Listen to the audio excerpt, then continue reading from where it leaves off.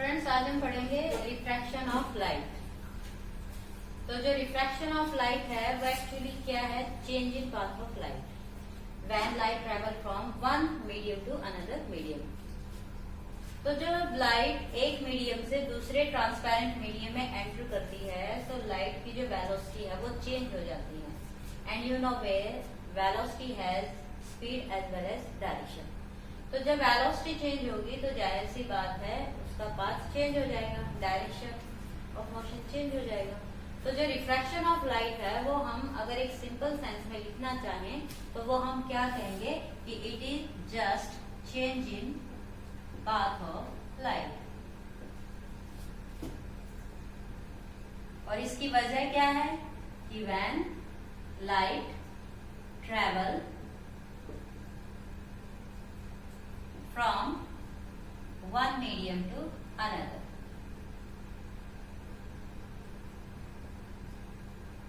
और इसका काज क्या है? काज है velocity of light change with change in medium. ये हम पढ़ चुके हैं कि जो लाइट है वो इलेक्ट्रोमैग्नेटिक वेव है, और जो इलेक्ट्रोमैग्नेटिक वेव्स होती हैं उनकी जो हाईएस्ट वेलोसिटी है वो वैक्यूम में होती है। लेकिन जब लाइट ट्रैवल करती है तो इसे ट्रैवल करने के लिए किसी मटेरियल मीडियम की जरूरत नहीं होती है। लेकिन अगर ये किसी मीडियम में एंटर करती है तो इसकी वेलोसिटी चेंज हो जाती है। तो इसी वजह से जब लाइट एक ट्रांसपेरेंट मीडियम से किसी दूसरे मीडियम में एंटर करती है तो उसकी वेलोसिटी चेंज हो जाती है, और वेलोसिटी चेंज होने की वजह से लाइट का जो पाथ है वो भी चेंज हो जाता है। और हम क्या कहेंगे कि this phenomena is the refraction of light. तो refraction of light is simply a phenomena of light and that is simply a change in path of light due to change in the velocity with change in the medium, जो कि एक property होती है light की, that is.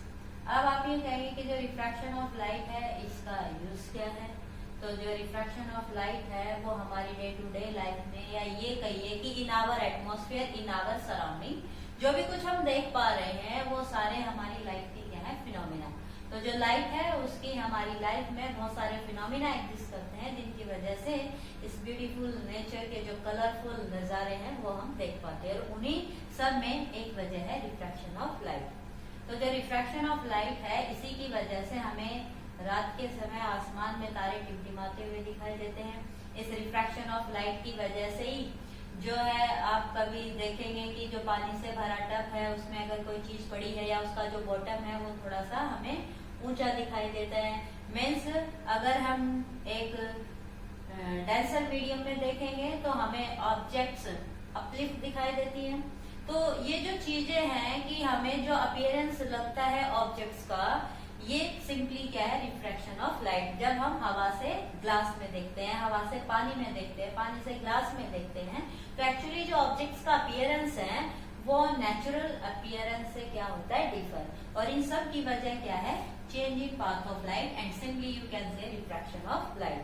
तो जो change, apparent change in the position of object है, जो एक अपीयरेंस है different from its natural, that all because of refraction of light. तो जो रिफ्रैक्शन ऑफ लाइट है उसके लिए जरूरत होती है ट्रांसपेरेंट मीडियम की, और जो मीडियम होंगे हम उनको अपने इस चैप्टर के अकॉर्डिंग पढ़ते हैं कि रेयर मीडियम और डेंसर मीडियम। तो जो रिफ्रैक्शन ऑफ लाइट का यहाँ हम साइंटिफिक मीनिंग पढ़ेंगे, इसके बारे में डिस्कस करेंगे, और ज्यादा तो उसके लिए हमें कुछ इसी से रिलेटेड ऑप्टिकल टर्म्स की जरूरत पड़ेगी, and one by one we discuss about this terms. तो रिफ्रैक्शन ऑफ लाइट को पढ़ने के लिए जो टर्म्स हैं हमारी उनको हम वन बाय वन डिस्कस करेंगे। तो यहाँ रिफ्रैक्शन ऑफ लाइट के लिए सबसे पहली कंडीशन तो क्या है कि light travel from one transparent medium to another. But medium, जैसे कि हम बात कर रहे हैं कि light travel from air to water, in glass, in plastic and so on. तो ये जो एयर है, वाटर है, ग्लास है, प्लास्टिक है, ये सारे मीडियम हम जानते हैं कि ये एज ए गैसेस है, ये लिक्विड है और ये सॉलिड्स है।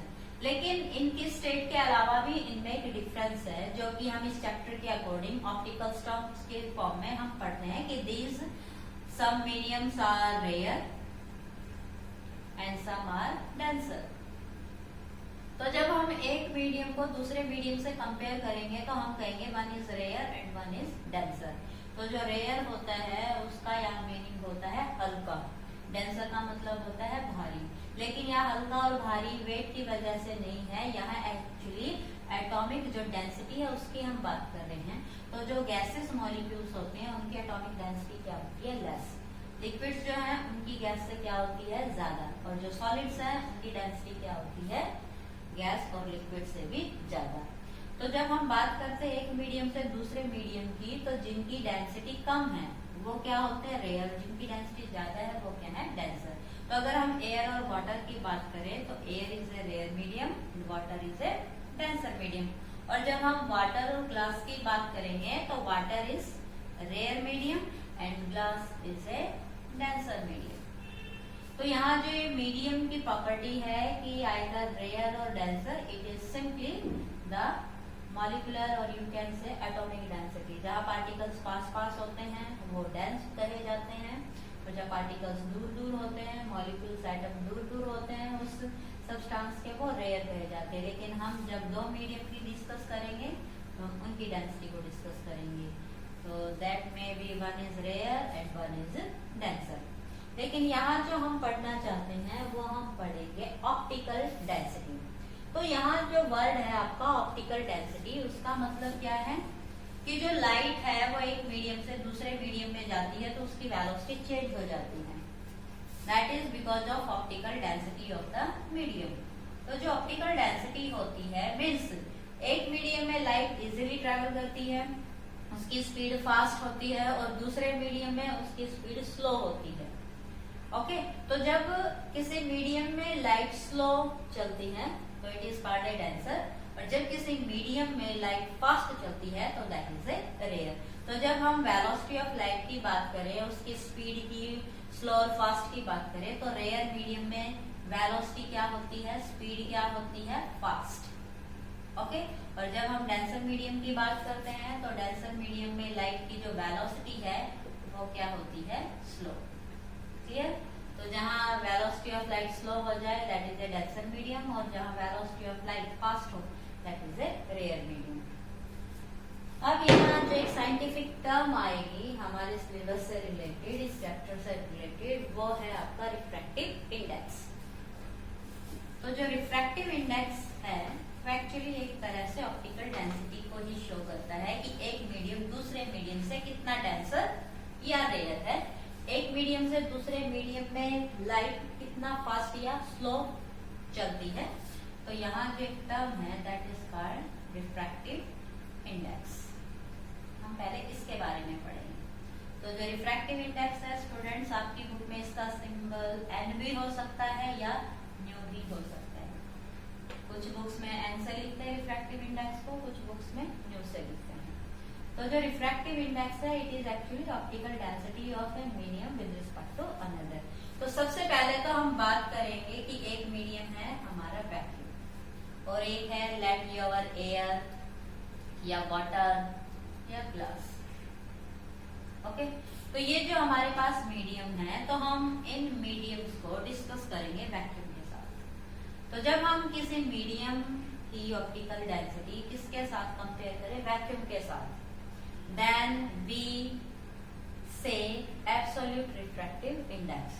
तो जो रिफ्रैक्टिव इंडेक्स है, मैं इसे न्यू से लिख रही हूँ, it is just simply ratio of velocity of light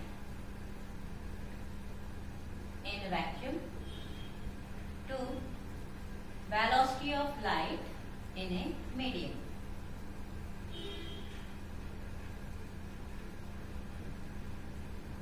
तो हम जब velocity of light in vacuum को velocity of light in a medium compare करते हैं तो that term is known as refractive index. और अगर सिंपल फॉर्म में आप लिखना चाहें तो जो आपका रिफ्रैक्टिव इंडेक्स है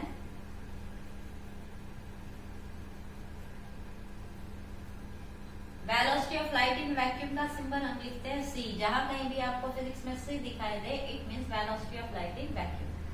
upon velocity of light in medium, इसे हम लिखेंगे वी से। तो जो रिफ्रैक्टिव इंडेक्स है वो एक्चुअली क्या है, ratio of velocity of light in vacuum to medium. तो जो रिफ्रैक्टिव इंडेक्स ये है, जब हम किसी मीडियम को वैक्यूम के साथ कंसीडर करते हैं तो इस रिफ्रैक्टिव इंडेक्स को हम कहते हैं एब्सोल्यूट। ये टर्म आ जाती है कई बार, तो it is called absolute refractive index. Okay, और जब हम एक मीडियम को किसी दूसरे मीडियम के साथ कंसीडर करते हैं तो it is called relative refractive index. तो लेट एक आपके पास मीडियम है एयर और एक आपके पास मीडियम है वाटर। तो जब हम velocity of light in water compare करते हैं with velocity of light in air, तो ये जो रिफ्रैक्टिव इंडेक्स आएगा इसे हम कहते हैं रिलेटिव रिफ्रैक्टिव इंडेक्स। तो it is called relative refractive index. तो कई बार क्वेश्चन आ जाता है कि रिफ्रैक्टिव इंडेक्स की यूनिट क्या होगी, जैसे फॉर्मूला तो हमें पता है। तो इसकी जो यूनिट होगी, it is a unitless quantity because velocity to velocity is simple ratio of two same physical quantity. तो चाहे एब्सोल्यूट है चाहे रिलेटिव है, रिफ्रैक्टिव इंडेक्स की कोई यूनिट नहीं होती है। दूसरा, यहाँ जो आपका एब्सोल्यूट रिफ्रैक्टिव इंडेक्स है ये ऑलवेज ग्रेटर देन 1 होगा। क्यों? क्योंकि वेलोसिटी इन वैक्यूम, इससे ज्यादा नेचर में कोई वेलोसिटी किसी ऑब्जेक्ट की एग्जिस्ट नहीं करती है। अगर कोई हाईएस्ट वेलोसिटी है तो वो सिर्फ किसकी है, light in vacuum, electromagnetic waves in vacuum. इनके अलावा कोई भी स्पीड है वो इस स्पीड से कम होती है। तो जो एब्सोल्यूट रिफ्रैक्टिव इंडेक्स होगा किसी भी मीडियम का, it is always greater than 1। और जो रिलेटिव रिफ्रैक्टिव इंडेक्स है वो क्या हो सकता है, मे बी ग्रेटर देन 1 और may be less than 1, because it depend on the comparison. कि आप एयर को कंपेयर कर रहे हैं वाटर से या वाटर को कंपेयर कर रहे हैं आप एयर से, तो velocity of light is differ in different medium and you no well velocity in air is much greater than velocity in water. तो जिस भी सेंस में आप कंपैरिजन करना चाहेंगे, रिलेटिव रिफ्रैक्टिव इंडेक्स कंसीडर करेंगे, तो that may be greater than 1 और लेस देन 1। सो अब हम बात करेंगे जो रिफ्रैक्शन ऑफ लाइट है इसके लॉस की। तो जो लाइट का जो रिफ्रैक्शन है वो एक्चुअली 2 लॉज पे बेस है and they are called laws of refraction.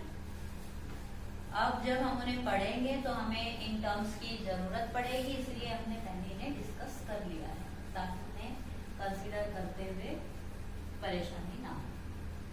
तो जो रिफ्रैक्शन ऑफ लाइट है वो एक्चुअली क्या है, change in path of light. Let ये हमारे पास एक इंटरफेस है, लेट ये जो बाउंड्री है एक हमारे पास जो दो मीडियम को एक दूसरे से सेपरेट करती है। तो इस बाउंड्री से जो ऊपर है वो मीडियम है आपके पास एयर, और इस बाउंड्री से जो नीचे का मीडियम है वो क्या है, वाटर। तो जब लाइट एंटर करती है एयर से वाटर में, तो इस इंटरफेस पे जो है molecular density of the two medium are different. So ये जो हमारे पास मीडियम है इसके साथ लाइट की क्या होगी, इंट्रैक्शन, जिससे इसकी वेलोसिटी क्या हो जाएगी, चेंज। तो क्या होता है कि जब लाइट किसी पॉइंट पे इंसिडेंट करती है तो हम देखते हैं कि जो लाइट का रास्ता था वो दूसरे मीडियम में जब ये एंटर करती है तो वो एज इट इज नहीं रहता, एक्चुअली ये चेंज हो जाता है लाइक दिस। ओके, अगर हम ये कहें कि ये मीडियम है वाटर और ये मीडियम है एयर, और अब अगर कोई लाइट रे एंटर करती है तो इसका रास्ता ये ना रह के एक्चुअली चेंज हो जाता है लाइक दिस। तो यहाँ हमने देखा कि जब लाइट एयर से वाटर में आती है, मीन्स हमने यहाँ मीडियम की प्रॉपर्टी पढ़ी थी कि one medium is the rare and one medium is lighter denser. तो आपको पता है एयर है वो रेयर मीडियम है एज कम्पेयर टू वाटर, तो water is a denser medium. तो ये ऑब्जर्व किया गया है कि लाइट जब रेयर से डेंसर में एंटर करती है तो क्या होता है कि वो अपने पाथ को चेंज कर लेती है, और कैसे चेंज करती है, वो झुक जाती है अंदर की तरफ या बाहर की तरफ। तो जब रेयर से डेंसर में एंटर होता है तो वो अंदर की तरफ झुक जाती है, और जब ये डेंसर से रेयर में एंटर करती है तो ये अपने पाथ से बाहर की तरफ डाइवर्ट हो जाती है, अपना रास्ता बदल लेती है। लेकिन हम ये भी पढ़ चुके हैं कि लाइट जब किसी मीडियम में चलती है तो उसका पाथ हमेशा क्या होता है, स्ट्रेट लाइन। तो लाइट का जो पाथ है वो स्ट्रेट लाइन है, लेकिन जब दो मीडियम में ये ट्रेवल कर रही है तो इसका पाथ क्या हो जाता है, चेंज। एक से दूसरे में एंटर करेगी, रेयर टू डेंसर या डेंसर टू रेयर, तो its path get change, it bends towards its original path.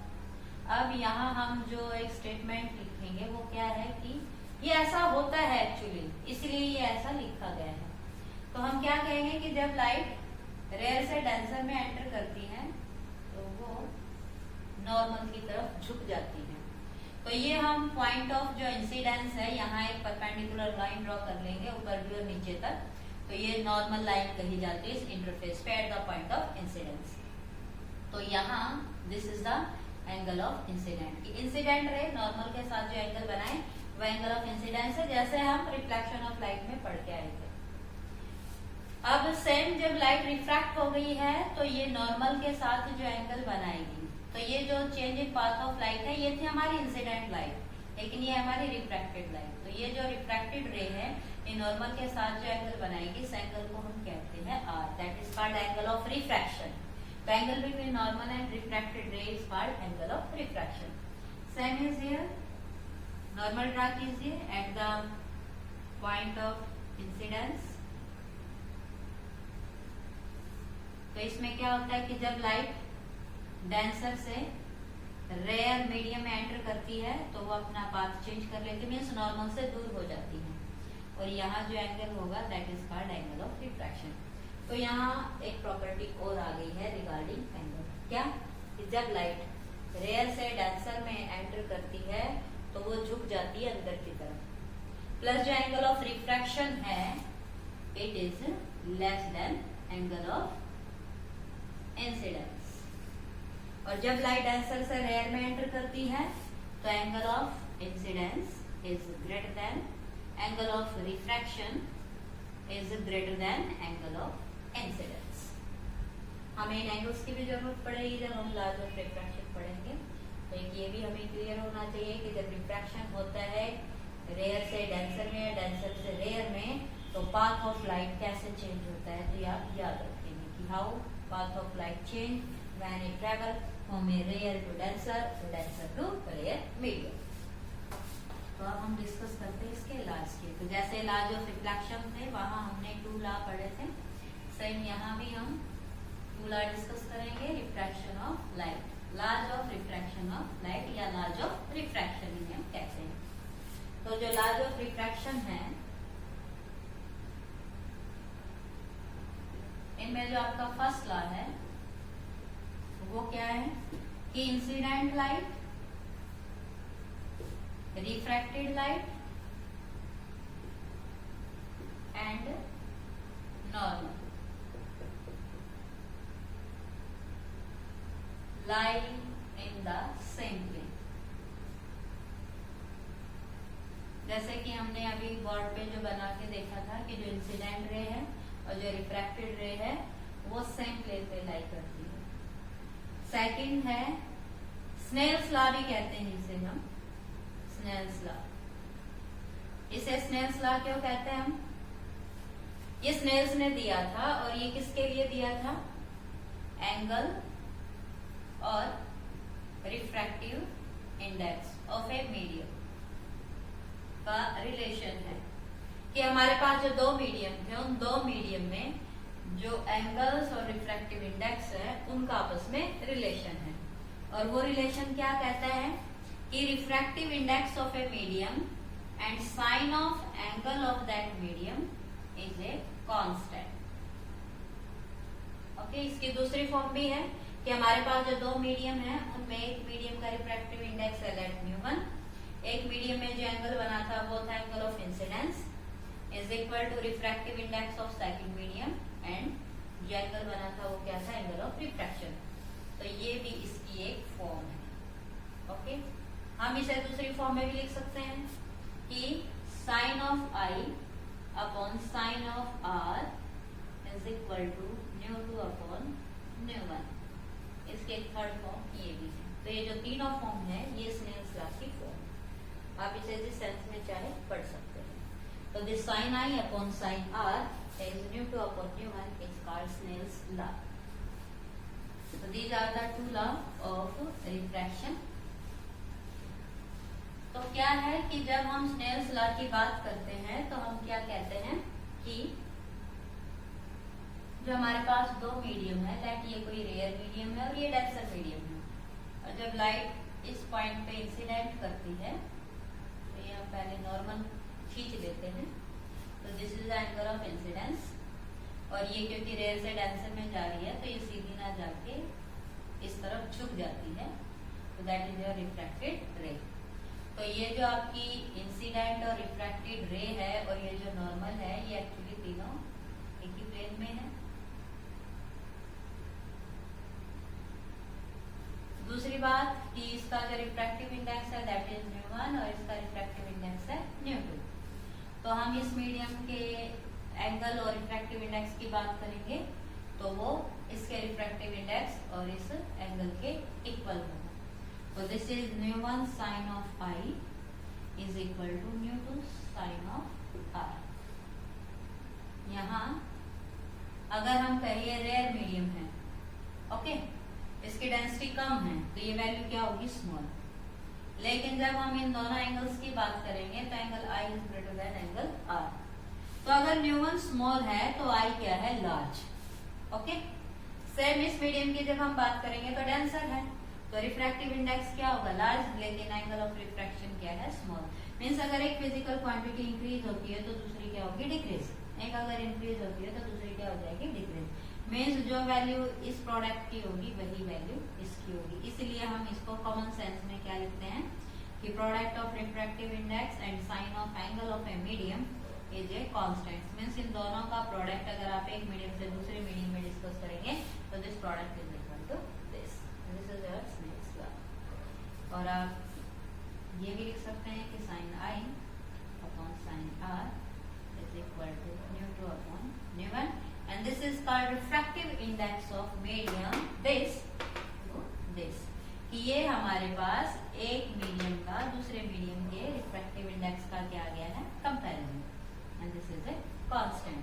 तो sine I upon sine R को भी आप कांस्टेंट लिख सकते हैं, या it is simply refractive index of second medium with respect to first medium. और अगर आप इसे लिखना चाहेंगे तो इसको एक दूसरी फॉर्म में भी लिख सकते हैं, इसे आप लिख सकते हैं 1 2, या इसको हम दूसरी फॉर्म में भी लिख सकते हैं कि refractive index of 1 with respect to refractive index of medium 2 with respect to medium 1 and refractive index of medium 2 with respect to 1। तो जो ऊपर लिखा जाता है हम उस मीडियम की बात करते हैं विद द जो नीचे लिखा जाता है। तो जिसका रिफ्रैक्टिव इंडेक्स ऊपर होता है हम उसको कंपेयर करते हैं जो लिखा जाता है नीचे। तो हम यहाँ बात करेंगे relative refractive index of medium 2 with respect to 1, medium 2 with respect to 1। तो ये इसके डिफरेंट फॉर्म्स होती हैं, तो आप इन्हें ध्यान रखें क्योंकि इन पे बेस हमारी प्रॉब्लम्स आती हैं। जो आपके एग्जाम्स में न्यूमेरिकल पोर्शन है उसका ये एक इम्पोर्टेंट हिस्सा है। आपके पास ये 4 टर्म्स हैं, इनमें से कोई 3 आपको दे रखी होंगी तो 4 आपको निकालनी होगी। तो सेम इज हियर, यहाँ आपके पास ये दे रखा होगा, ये दे रखा होगा, तो आपसे ये पूछा जा सकता है। मीन्स जितने भी टर्म्स हैं उनमें कोई भी अननोन आप डिटरमाइन कर सकते हैं, तो ये फॉर्मूले आपके लिए इम्पोर्टेंट है। अब यहाँ बात आती है कि जो इस पे बेस्ड डिफरेंट और जो क्वेश्चंस हैं वो क्या हैं कि जब हम बात करते हैं रिफ्रैक्टिव इंडेक्स की ऑफ ए मीडियम, तो हमने कहा था C/V। अब जो लाइट है उसकी जो वेलोसिटी है वो एक मीडियम से दूसरे मीडियम में चेंज हो जाती है बिकॉज उसकी वेवलेंथ चेंज हो जाती है। तो अगर हम दो मीडियम की आपस में बात करें कि मीडियम 1 विद रिस्पेक्ट टू 2, तो हम क्या लिखेंगे, nu1 अपॉन nu2। और जब हम इस रिफ्रैक्टिव इंडेक्स की बात लिखेंगे तो nu1 हमारे पास क्या हो जाएगा, C/V1 अपॉन nu2। nu2 क्या हो जाएगा, C/V2। मैं जब आप इसे चेंज करोगे इस फॉर्म में relative refractive index of 1 with respect to 2, तो ये आपके पास क्या आ जाएगा, V2 अपॉन V1। तो जो रिफ्रैक्टिव इंडेक्स है one medium with respect to other. आप रिफ्रैक्टिव इंडेक्स की फॉर्म में लिखेंगे ऐसे, वेलोसिटी की फॉर्म में लिखेंगे ऐसे। कई बार वेवलेंथ की फॉर्म में भी क्वेश्चन आ जाता है, क्योंकि हमें पता है velocity is directly proportional to wavelength. तो अगर वेलोसिटी की जगह रिफ्रैक्टिव इंडेक्स की जगह वेवलेंथ दे रखी है तो भी हम ये डिटरमाइन कर सकते हैं। ये क्या बन जाएगा, λ2 upon λ1 means wavelength of the light in the second medium to the first medium. So these are the different forms of refractive index, relative refractive index. Okay. अब इसी पे बेस्ड एक क्वेश्चन और आ सकता है। वो क्वेश्चन क्या है कि जो रिफ्रैक्टिव इंडेक्स है एक मीडियम का दूसरे मीडियम के साथ, वो हमने क्या लिखा कि refractive index of one with respect to second is ν1 upon ν।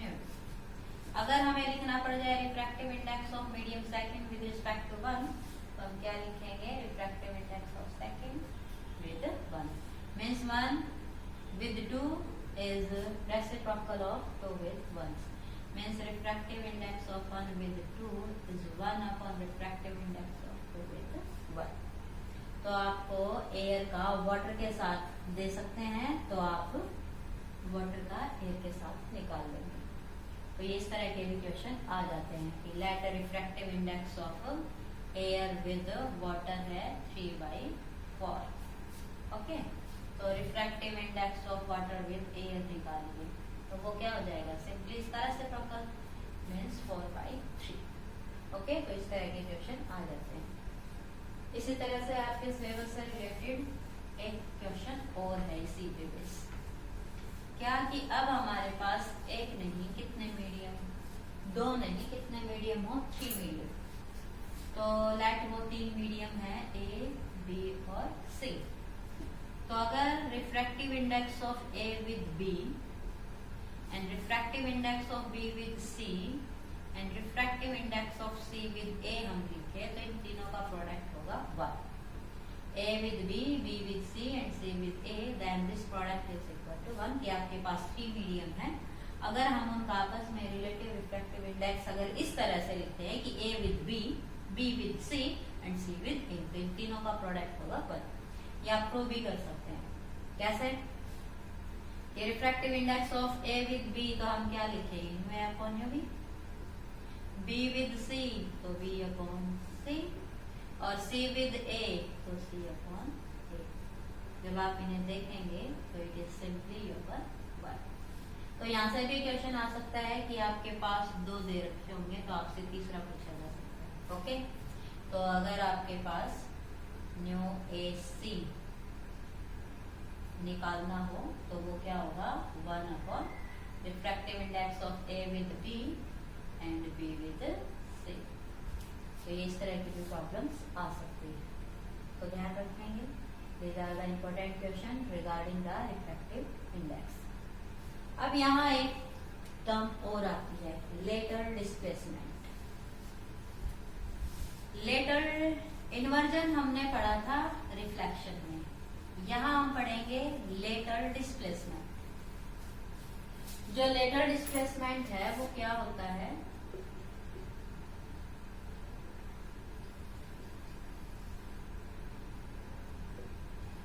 कि जब लाइट एक मीडियम से दूसरे मीडियम में ट्रेवल करती है, लाइक जैसे रेयर मीडियम से ये किसी डेंसर मीडियम में अगर जाएगी तो ये नॉर्मल की तरफ झुक जाती है।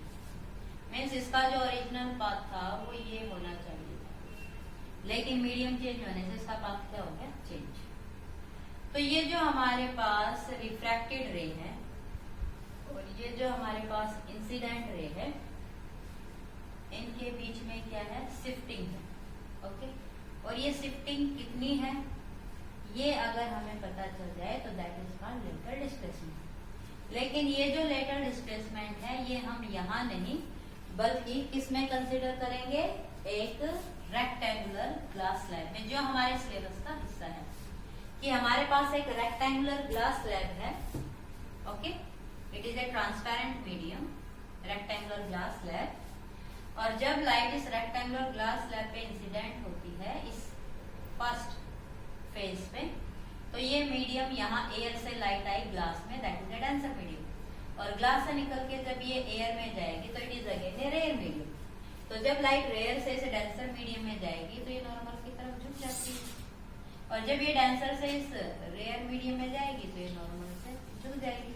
मीन्स यहाँ जो ये हमारी इंसिडेंट रे थी, ओके, ये था इसका एक्चुअली पाथ, कि जब ये एयर से ग्लास से एयर में जाएगी, अगर यहाँ रिफ्रैक्शन नहीं होता, मीडियम चेंज नहीं होता, तो इसका ओरिजिनल पाथ होता है ये, ओके। लेकिन यहाँ मीडियम चेंज की वजह से लाइट का क्या हो गया, 2 बार रिफ्रैक्शन। तो ये जो हमारी इंसिडेंट रे थी और ये क्या कही जाएगी, इमरजेंट रे। तो यहाँ जो इंसिडेंट और इमरजेंट रे है, इन दोनों के बीच में जो ये परपेंडिकुलर डिस्टेंस है, इस डिस्टेंस को हम कहते हैं लेटर डिस्प्लेसमेंट। तो जो लेटर डिस्प्लेसमेंट है, अगर आप इसकी डेफिनेशन देना चाहे तो क्या कहेंगे कि it is the perpendicular distance between incident and emergent ray, okay. तो इंसिडेंट और इमरजेंट जो रे है उनके बीच में जो परपेंडिकुलर डिस्टेंस है, that distance is known as lateral displacement. तो स्टूडेंट्स आज के लिए इतना ही काफी है। नेक्स्ट हम पढ़ेंगे अगले लेक्चर।